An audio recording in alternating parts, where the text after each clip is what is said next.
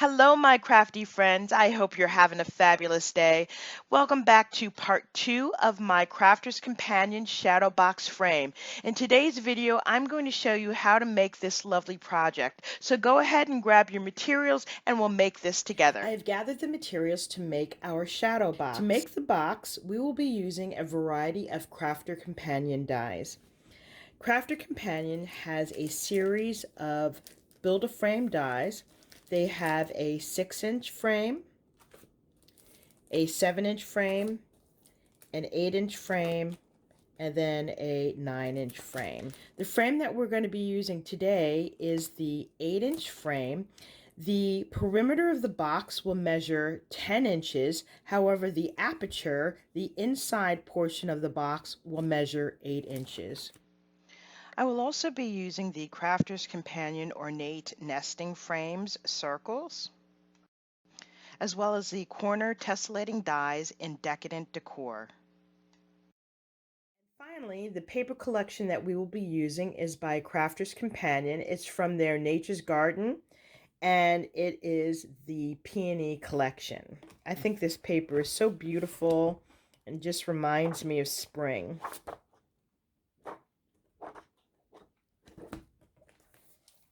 In your Build-A-Frame set, you will receive 7 dies. The main piece is this large die that looks like this, and it cuts out these side panels. It already includes the score lines. You have 4 tabs here on the top, and this is what it looks like on the bottom. So you'll need to create 4 of these. I'm using for this project 110-pound heavyweight cardstock. Also, you have 3 decorative dies, and these are really pretty and intricate. This allows you to cut detailed panels like this. You can also cut solid pieces like this, and if you want, you can layer them together like so. So I have already gone ahead and cut out all 4 of the panels. Now what we want to do is assemble the frame. Now, Crafter's Companion has several tutorials on their website that shows you how to put together this frame. Also, if you look on the inside of your frame die set, you will see directions on how to put together the frame. And they're pretty easy. There are 8 simple steps. So let me put this away and then we will start assembling.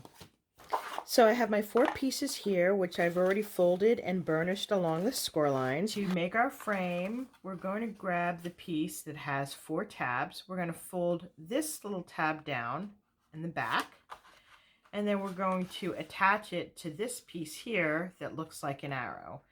And this is going to slide in just like so. So we're actually going to be putting adhesive right here and slide it under and right up to the score line. Now I'm going to be using my art glitter glue. You can use score tape if you like. So we'll put a little bit of art glitter glue here, and I'm just going to slide this up underneath and right up to the score line.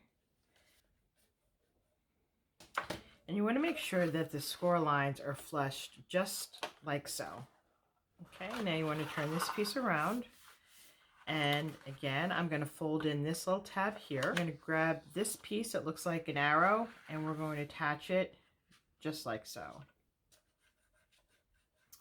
Okay, I'm going to turn the box around. And again, fold this tab down, and we're going to attach it.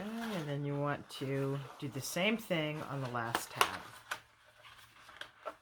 So now we have the basic construction of our frame. What I want to do is add score tape to this little tab here, and I'm going to do that on all 4 sides. I've gone ahead and added score tape on all sides, and I did use a 1/2 inch score tape.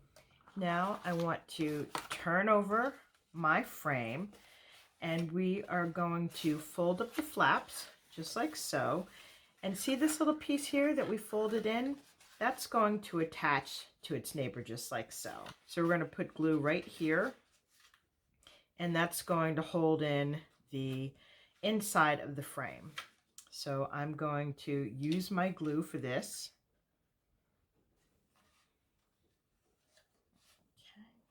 Just give that a few seconds to hold.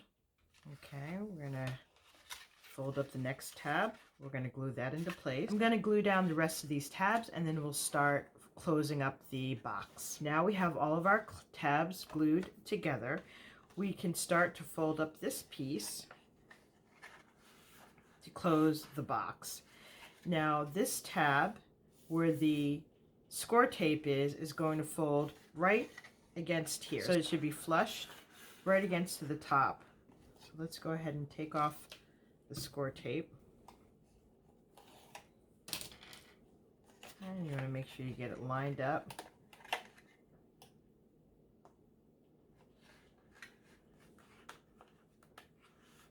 Okay, I'm going to take your bone folder and press against the outside so that there's a nice strong adhesion there. Now I'm going to work on the other side.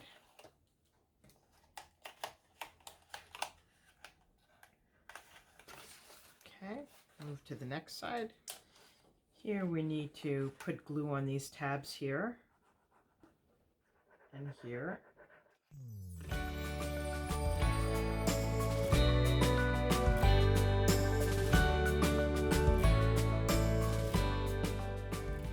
One of the things that I've done is cut out little triangles to hold the edge of the box together. I noticed that when I'm gluing it, it has a tendency to want to come apart.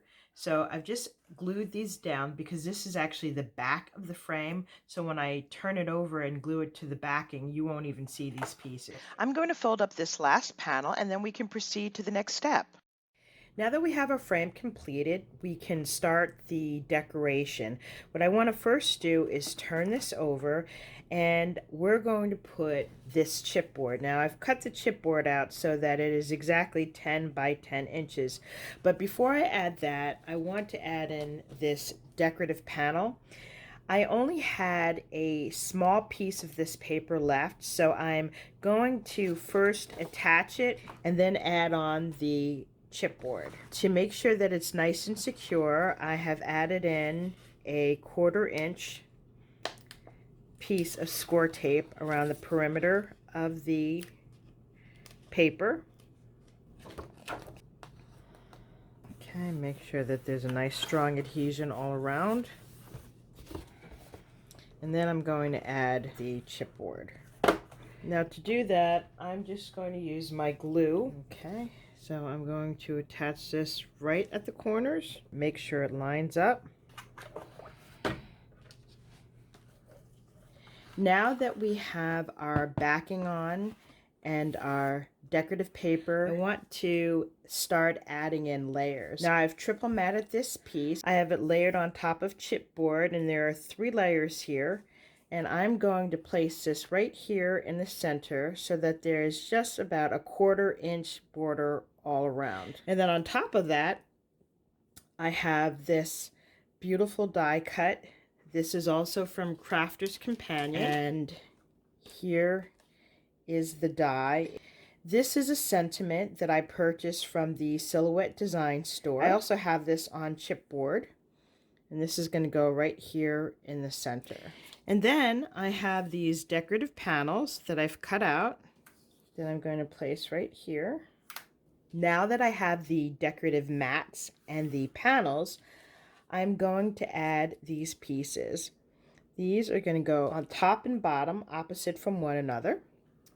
And if you look very closely, you can see the intricate details. This is very delicate. To make it a bit more sturdy, I backed it with 110-pound cardstock, which is what I use to make the frame. And let me show you that die again. This is the Crafter's Companion Decadent Decor. Before I glue down this decorative panel on the bottom, I want to add in some trim from ReneaBouquets.